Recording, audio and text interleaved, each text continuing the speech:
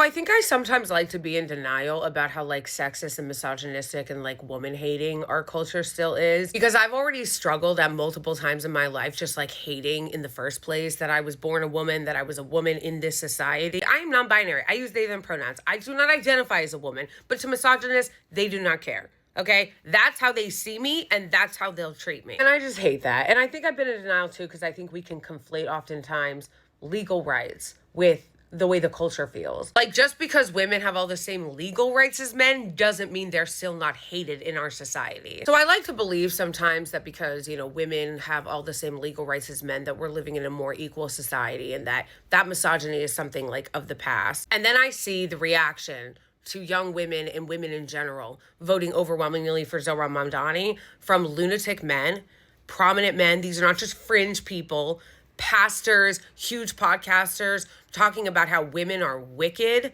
that they're wretched, they need to have their voting rights taken away, they shouldn't be allowed to be involved in politics.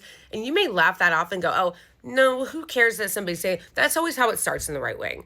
That's always how it starts. This is how it works in politics. The Democrats run away from really popular positions. So they'll have a position that's incredibly popular that everybody's on the side of, like stop the genocide in Gaza, defund Israel completely.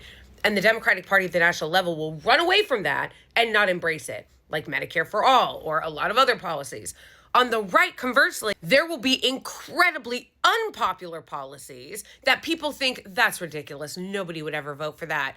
And then the right wing commits to it, and they keep pushing it, and they keep pushing it, and they keep pushing the Overton window until they mainstream it. So when I see men going off about how women are useless and that they shouldn't be allowed to vote and they shouldn't be allowed to participate in politics and that being in the home is the only thing they should be allowed to do and that they're wicked and they're evil and they're trying to ruin society, it's depressing, and it's a typical lashing out when misogynistic men will feel that they are losing some kind of cultural control over their women. And I did not use race-specific terms in this video because although it may be varying degrees of extreme depending on the race, I've seen a very diverse response from men from all different backgrounds trashing women. And I'm just talking about the ones crashing out over Zohran.